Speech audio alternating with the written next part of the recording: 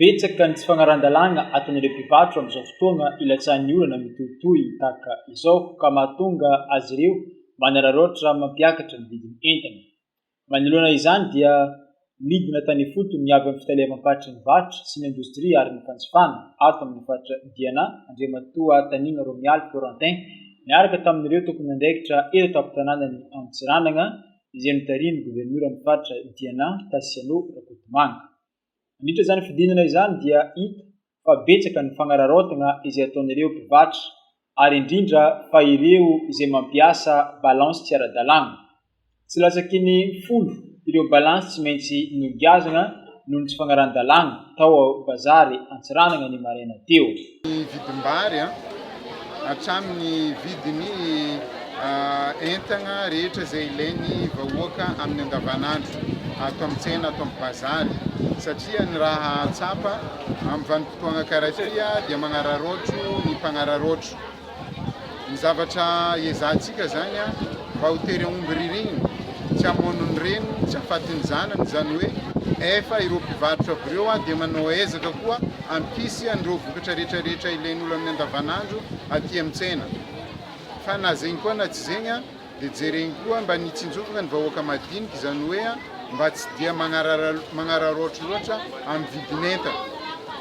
Ny zavatra tsapa zany maro ny magnara-dalàna fa tsy vitsy koa ny hita fa magnano tandrevaka any ka misy ny fampiarana ny lalàna teto.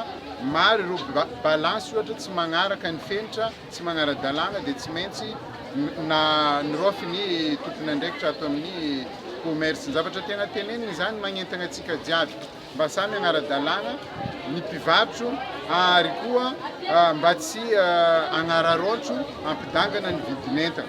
Efa misy ny fomba fiasa izay entana vaovao tonga dia tsy maintsy miaraka amin'ny facture verifiena mifagnaraka miaraka ny tokony ho izy ve ny vidin'entana rehefa avy eo na misy fagnararaotro. Raha ny vary kosa dia manodidina eo amin'ny 507 hatramin'ny 1000 ny iray kapoaka eto Antsiranana ambonivohitra.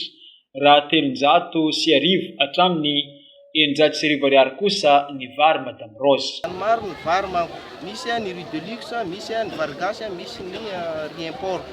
Dia ny vary zany manodidina eo amin'ny 950 ariary a 1000 ariary eo ny vary gasy. Fa ny 1300 ariary tompoka ireny dia vary riz de luxe izay tenentsika hoe Madame Rose. Zay zany no hitantsika androany, kapoaka ny tiantsika ho tenenina eto. Dia fa nanentana ihany koa zay amin'ireo mpivarotra ireo raha ohatra ka misy arrivagena vary tonga, raha ohatra ka tsy mifanaraka amin'izay prix zay satria nampimenimenina an'zareo hoe mbola tsy tonga ny vary amin'izao situation amin'izao andro be orana zao. Dia raha ohatra misy fiovana zay dia tsy maintsy manatona anay zareo dia jerena eo zany firy ny vidin'ny vary ampiarina eto tamin'ny tanànan'ny Antsiranana.